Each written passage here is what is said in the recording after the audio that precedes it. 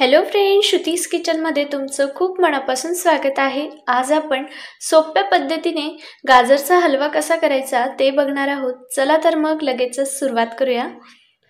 तर गाजरचा हलवा बनवण्यासाठी आपण या ठिकाणी अर्धा किलो गाजर आधीच धुवून छान किसून घेतलेले आहेत। तर हलवा बनवण्यासाठी आपण या ठिकाणी कढईमध्ये 3 ते 4 मोठे चमचे तूप टाकलेला आहे। आता आपण हे तूप छान विरघळून घेऊया।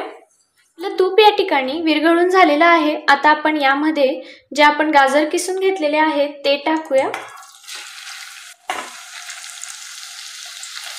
हलव्यामध्ये जेवढा आपण तूप टाकणार तेवढ्या आपल्या हलव्याला छान चव येते।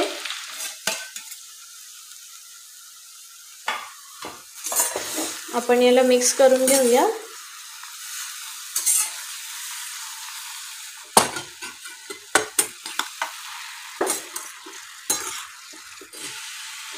आपले गाजर या ठिकाणी मिक्स करून झालेले आहे। आता आपण यामध्ये दूध टाकूया। दूध आपण अर्धी वाटी दूध घेतलेला आहे। याला मिक्स करून घेऊया।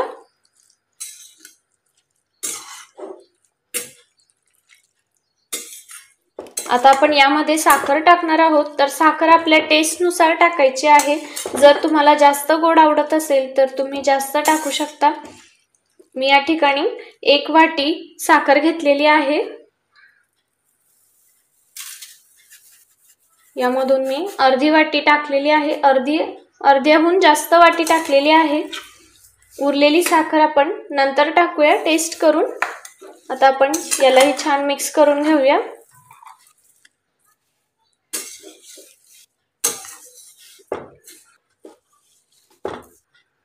तर तुम्ही बघू शकता आपल्या हलव्याला या ठिकाणी पाणी सुटलेलं आहे।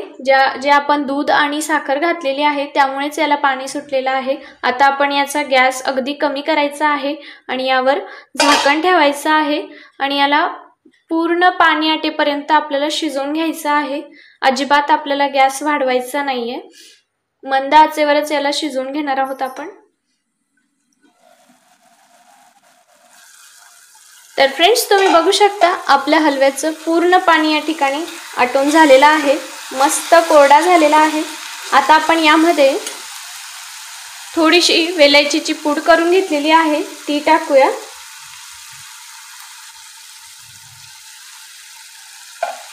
याला मिक्स करून घेऊया।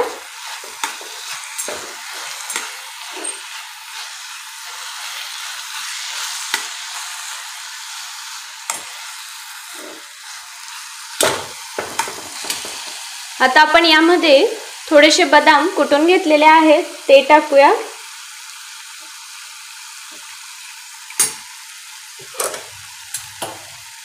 यालाही छान मिक्स करून घेऊया।